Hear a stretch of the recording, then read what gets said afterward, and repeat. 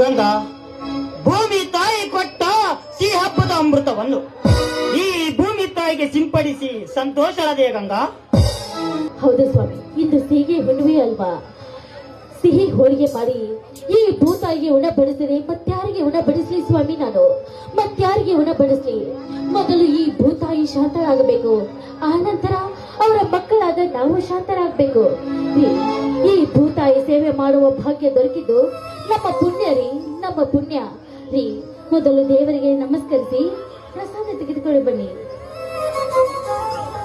ಅಮ್ಮ ಭೂಮಾತೆ, ಬ್ರಹ್ಮಾಂಡದ ಬುರುಡಿಯನ್ನೇ ನಿನ್ನ ಭೂ ಗರ್ಭದಲ್ಲಿರಿಸಿಕೊಂಡು ಈ ನಿನ್ನ ಸುಂದರ ರೈತರ ಮಕ್ಕಳನ್ನು ಸದಾ ಉದ್ಧರಿಸು ಮಹಾತಾಯಿ. ನಿನಗೆ ನನ್ನ ನಮಸ್ಕಾರಗಳು. ಸ್ವಾಮಿ, ನಂಬಿದ ಭಕ್ತರನ್ನು ಒಪ್ಪತ್ತಿಗೆ 20 ರೈತನ ಬೆವರು ಕುಡಿದು ಹರಿದಾವರ ನಡೆದಷ್ಟು ಬೇಡಿದ ಫಲವನ್ನು ಕೊಟ್ಟು ನಮ್ಮನ್ನು ದೊಡ್ಡ ರೈತರನ್ನಾಗಿಸಿದೆ. ಈ ಜಗತ್ತಿಗೆ ಅನ್ನ ಹಾಕುವ ಅನ್ನದಾತ ರೈತನೊಬ್ಬನೇ ಎನ್ನುವ ಘೋಷಣೆ ಕೂಡ ಹೊರಡಿಸಿದೆ. ಆದರೆ ಇಂದೆಲ್ಲಿದೆ ತಾಯಿ ರೈತರಿಗೆ ಸ್ವಾತಂತ್ರ್ಯ? ಅದು ಕೇವಲ ಶ್ರೀಮಂತ ವ್ಯಾಪಾರಸ್ಥ ಮತ್ತು ಅಧಿಕಾರಿಗಳ ಕೈಯಲ್ಲಿ ಸಿಕ್ಕು ಮಾತಾಡುತ್ತಿದೆ ಈ ರೈತನ ಕತ್ತು.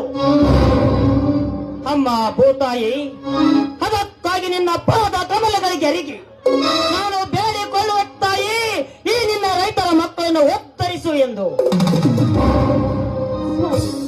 ನಂಬಿದ ಭಕ್ತರನ್ನು ಯಾವತ್ತು ಕೈ ಬಿಟ್ಟುವಳಲ್ಲ ಈ ತಾಯಿ. ಅಂತದ್ರಲ್ಲಿ ಈ ಭೂತಾಯಿಗೆ ಬಡವರು ಶ್ರೀಮಂತರು ಎಂಬ ಭೇದ ಭಾವ ಇಲ್ಲ ರೀ.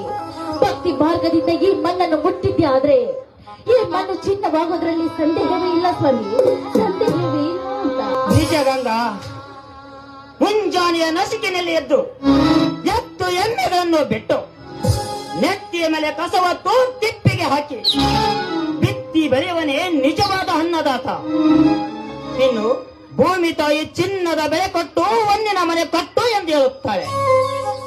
ಆದರೆ ಮುಗಿಲೆತ್ತರಕ್ಕೆ ಬೆಳೆದು ನಿಂತಿರುವ ಫಲದ ಜಲವನ್ನೇ ಕಿತ್ತು ಬಿಸಾಡುತ್ತಿದ್ದಾರೆ ಈಗಿನ ಕಾಲದ ವ್ಯಾಪಾರಸ್ಥ ಶ್ರೀಮಂತರು.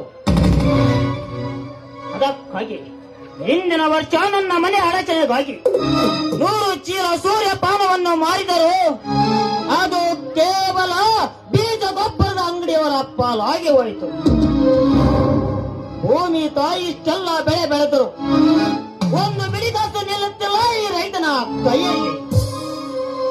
ತುತ್ತು ಮಾಡಿ ಉಣಿಸಿದ ಭಾಗ್ಯ